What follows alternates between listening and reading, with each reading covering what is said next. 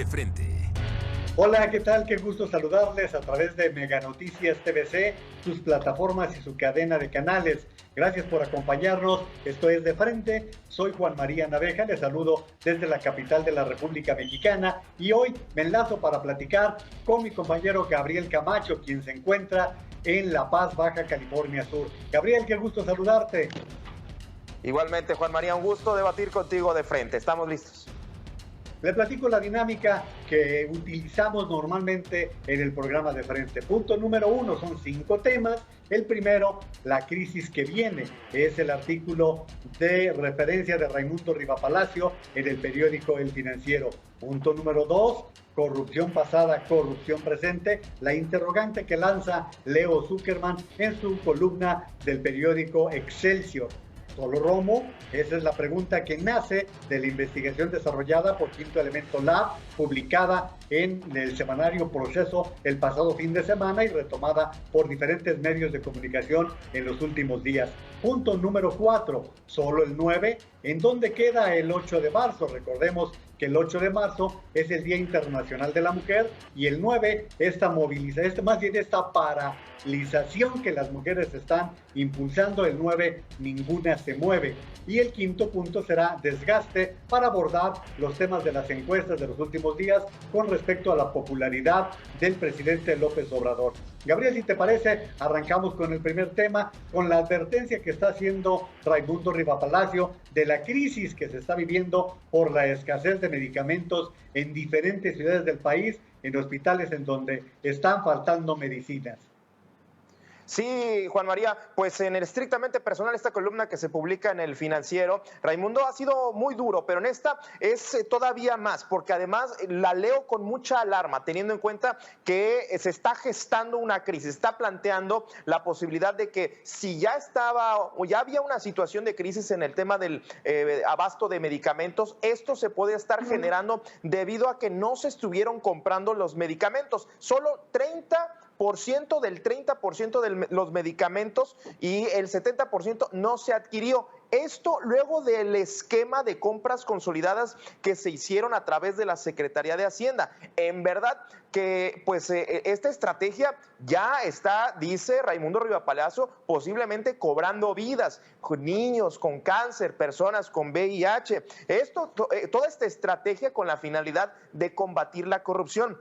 Pero hay que decirlo, hasta el momento no sabemos si hay denuncias, si hay algún tipo de persecución o investigación completa, salvo el discurso que se menciona día con día en la mañanera por parte del presidente. Lo cierto es que la conclusión a la que se llega es que el diagnóstico fue equivocado al que le dieron al presidente López Obrador, Juan María. Sí, recordemos también, Gabriel, que se había advertido que las compras no se hicieron de la manera adecuada, que las compras que estuvieron desarrollándose no estaban en tiempo y forma y por eso tanta movilización. ¿Y qué opinas, Gabriel, de lo que está pasando en el hospital de Pemex, en donde ya van 2 personas muertas a causa del uso de medicamentos que estaban adulterados? Fíjate, interesante el tema que pones en la mesa, sobre todo porque en la misma columna plantea que una figura determinante en la crisis es José Antonio Novelo, quien es el director de la Comisión Estatal para la Protección contra Riesgos Sanitarios, la COFEPRIS, perdón, esta comisión que pues debería de estar pendiente de la adjudicación de medicamentos y que estos estén vigentes. Y precisamente lo que comentas de Pemex parece ser una compra de medicamentos que estaban pues caducados, que ya no servían y que aún así sin supervisión se tuvieron que aplicar, lo cual me llega a pensar, pues vaya, ¿quién está tomando las decisiones en la compra de los medicamentos? En la compra que ahora sí depende la salud de estas decisiones, Juan María, es verdaderamente preocupante, sobre todo que parece ser que esta estrategia, dice Raimundo Riva Palacio, pues es una estrategia llena de incompetencia, Juan María. Y además el propio presidente el lunes en la mañanera, recordarás, Gabriel, hablaba de la compra de medicamentos de calidad, porque había críticas, había señalamientos de que no se están haciendo las mejores compras en cuanto a medicamentos en todo el país. Eso es con respecto al primer tema. Nos vamos a nuestro segundo tema, que es la columna publicada en el periódico Excelsior por Leo Zuckerman. Adelante, Gabriel. Oye, pues es corrupción pasada y en pregunta, corrupción presente. Leo Zuckerman hace alusión a dos estudios, 12 investigaciones periodísticas que durante esta semana se han dado a conocer y se han estado discutiendo. La primera de ellas, facturas falsas, epidemia en el sector salud, y el otro, pues sobre el tema de las investigaciones que tienen que ver con las adjudicaciones directas. Llama la atención dos cosas. El título de la columna plantea que el sexenio de Peña Nieto estuvo plagado de corrupción y siguen saliendo más casos de corrupción. El tema de alrededor de 22.933 facturas falsas en las que se adjudicaron 4.179 millones de pesos. Y la pregunta que todos nos hacemos y que Leo Zuckerman también se hace, ¿en dónde quedó el dinero?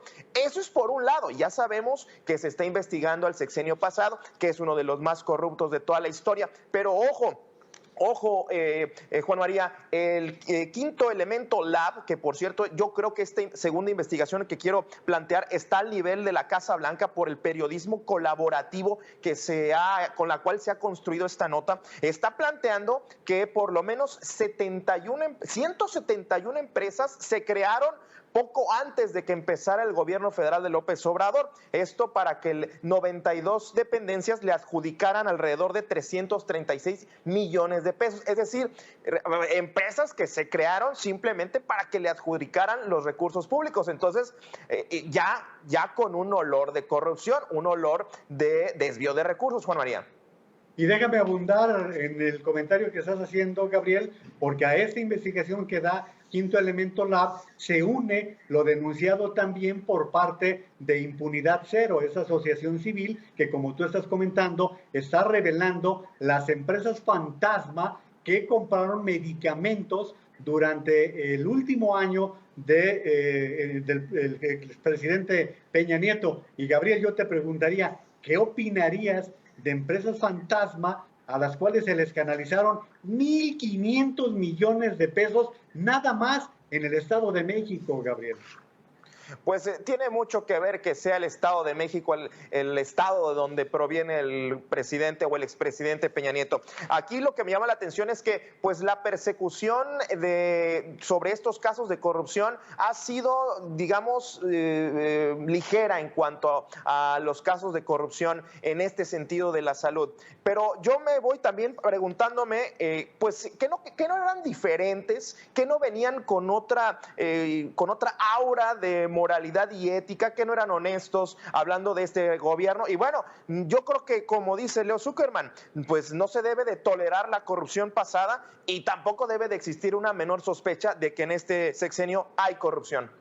Creo que puedes sintetizar, Gabriel, diciendo que no nos extraña la corrupción con el sexenio de Peña Nieto, pero como tú dices, ellos decían que eran diferentes y están licitando, están haciendo adjudicaciones directas a una gran cantidad de empresas ya en el gobierno de López Obrador. Y nos vamos al tema número 3, Gabriel, un tema que está candente. De hecho, ayer, con esa tendencia del presidente de la República de absolver a sus cercanos, aseguró que Alfonso Romo, su jefe de gabinete, no tiene nada que ver ya con la empresa que está siendo involucrada con algunos abusos en la zona sureste del país y que involucraría todo este proyecto que tiene el gobierno de López Obrador para el sur del país, pero pues resulta que hace 2 años se habría deshecho de esta empresa, pero creo, Gabriel, que el asunto viene de más atrás, Gabriel.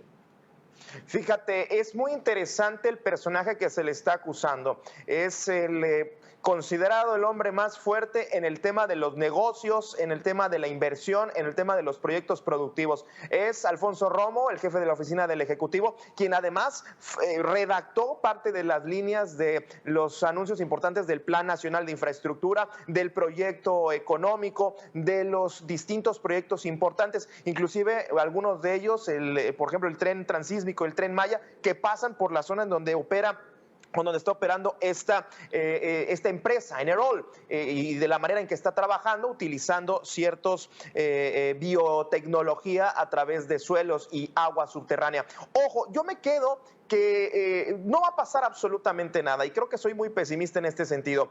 Ya López Obrador en su mañanera dictó sentencia, que esa es la que pesa, que esa creo yo es la más importante, aunque dejó ver que la Secretaría de Medio Ambiente y la Secretaría de la Función Pública iban a empezar a realizar una investigación, pero yo creo que esa investigación simplemente se quedó en ese anuncio y no creo en verdad que vaya a pasar absolutamente nada más, Juan María.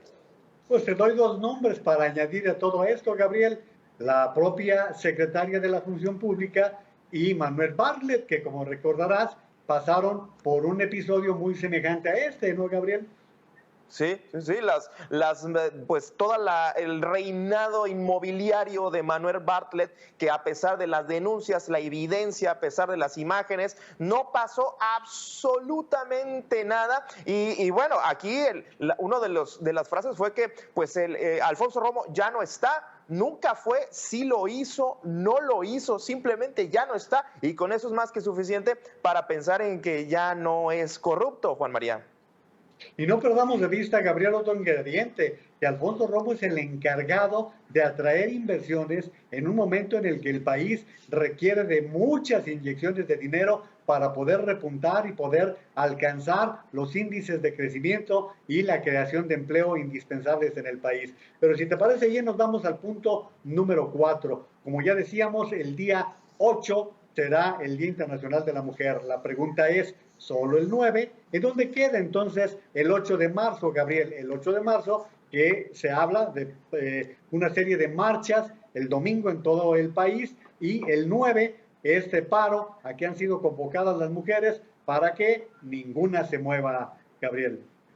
Fíjate que es muy interesante todo lo que se ha venido dando, sobre todo que pues el movimiento del paro convocado por colectivos feministas del estado de Veracruz se ha convertido ya en una verdadera oposición, o la verdadera oposición que creo, y es un tema que vamos a tocar más adelante, ha tumbado de las preferencias a López Obrador. Pero mira, yo creo que es importante, y esto no lo había reflexionado hasta que una compañera periodista me lo hizo saber y me lo dejó muy claro. Creo que falta interiorizar el tema de la mujer, más allá del paro, que yo creo que es importante. Sí, falta mucha reflexión de parte de nosotros los hombres, o los que estamos viendo desde nuestra perspectiva como hombres, interiorizar el tema, y es que no nada más es la celebración del 8 de marzo, debería de ser, a pesar de que en México existen leyes, la ley en contra de la violencia hacia la mujer, existen muchos programas, pero ninguno de estos se aplica, o digamos, no termina de aplicarse, Juan María. Y además también pensar en el 10, Gabriel, porque el 8 serán las marchas, el 10 la parálisis, pero el 10 que volverá todo a la normalidad, por así decirlo, volveremos a todo lo mismo. Y como tú lo señalas, las mujeres lo que quieren es hacerse visibles, y esto nace de la gran cantidad de feminicidios, de las oportunidades que se le restan a las mujeres, de las decisiones que tomamos los hombres y que deberían ser parte de las decisiones de las mujeres, Gabriel. Fíjate, yo creo que ese 10 de marzo debería de estar marcado como un antes y un después, porque según datos, si te quiero compartir un dato, están llamadas a paro este próximo 9 de marzo 36 millones de estudiantes y trabajadoras. Y esto es un dato que da a conocer ciertos indicadores: estudiantes en las universidades públicas y privadas, número de trabajadoras según datos del INEGI, trabajadoras del hogar y demás. Son alrededor de 36 millones. Vaya, si 36 millones el próximo lunes 9 de marzo no hacen paro y no van a salir, no van a trabajar, yo creo que esto sí va a generar un antes y un después, Juan María. Pues ojalá, porque de lo que se trata precisamente es de renovar la conciencia y de emprender nuevos hábitos. Además, Gabriel, ponte a pensar el costo económico que tendrá el país, porque todo tendrá un significado. El hecho de que muchas mujeres no acudan a sus trabajos tendrá un impacto económico. Vaya, desde el hogar, Gabriel, habrá un impacto económico. Vaya, los taxis que no van a funcionar, los supermercados que no tendrán el mismo flujo de todos los días. Hay una gran multiplicidad de factores, Gabriel. Y si te parece, nos vamos a nuestro último tema. Estos días, de lunes para acá, se han presentado diferentes encuestas. La de Reforma, que ubica al presidente con un 35% de desaprobación entre lo que representa el índice de aprobación y de reprobación. Luego la de Jorge Buendía, de la David Buendía, que publica El Universal, y la cual es muy interesante porque está revelando que particularmente, Gabriel, los universitarios están retirándole el apoyo al presidente López Obrador, y esto ha bajado los índices de popularidad del mandatario. Y la tercera, publicada el día de hoy, que a mí me parecen muy sospechosas las del Financiero, porque hoy lo ponen casi en 69, 68%, es la que parece diferente. Y la del Economista, que es muy interesante porque Vitovsky ha venido haciendo un tracking, es decir, un seguimiento día con día, y que hoy tiene en 54.4.3 al presidente López Obrador. Gabriel, ¿qué opinas? Fíjate, yo creo, a pesar, Juan María, de este descenso que es muy marcado, en encuestas van de 10, 15 hasta 20 puntos, sigue estando muy alto. Sigue estando todavía alto, sigue teniendo altas preferencias. Sin embargo, la tendencia, y yo me quedo ahí, no creo que sea un desplome. Creo que sí, el propio presidente reconoció, inclusive en la mañanera, que se trata del desgaste del poder. Pero fíjate, yo me quedo con lo que decías de las poblaciones que están opinando. Jóvenes, estudiantes de posgrado, de universidad, que digamos están estudiados, están revalorando su opinión frente al presidente. La del Financiero, que bueno, dice es sospechosa, pero tiene una opinión sobre las mujeres encuestadas. Este tema de la mujer, todo lo que se ha venido dando, este golpeteo, la falta de empatía del presidente, todo lo que se ha venido dando, creo que han influido en que se vea esta tendencia a la baja. Yo creo que el presidente sigue estando alto, en algunos pues son, tú me dirás, 60%, yo creo que sigue siendo alto. Sin embargo, hay que recordar que viene también, Juan María, de Tabasco. En Tabasco el presidente, aunque él directamente no fue abuchado, más bien fue el presidente municipal y el gobernador, en este caso sí vuelve esa polarización que creo que ya se había apagado, y creo que el tema de la mujer, el presidente no lo ha podido entender bien. Su opinión sigue siendo con una falta de empatía, y esto le está generando mucha, esta expresión de las propias encuestas, Juan María. No acaba de digerir el tema de la movilización de las mujeres. Mira, el día de hoy tenía la oportunidad, cuando da marcha atrás a la distribución de los boletos de su rifa, y anuncia o dice, ni me había dado cuenta que era 9 de marzo. Gabriel, no sé qué opines, pero no puede decir eso un presidente que constantemente nos dice que el presidente sabe todo, y el 9 de marzo hace casi un mes que sabemos que va a ser una paralización general, Gabriel. Sí, la verdad que es un desastre en materia de comunicación esto que sucedió pues en la mañanera, y sobre todo, ¿sabes qué? Que esto le va a venir restando, va a venir disminuyendo, aunque en tendencia, no como una caída libre o un desplome. Lo cierto es que el tema de la mujer ya es un tema completamente sesgado al presidente. El presidente está negado a entenderlo, y sobre todo, te comento, yo creo que el 9 de marzo, yo creo que va a haber protestas violentas, espero que no, en verdad. Lo que sí es que vamos a estar muy pendientes, y creo mucho provocado por el propio presidente. Pues muchas gracias, Gabriel. El tiempo nos ha ganado, siempre es insuficiente para poder abordar los temas que pasan en el país. Muchas gracias a usted que nos acompañó en De Frente. Ha sido un placer estar a través de Mega Noticias TVC.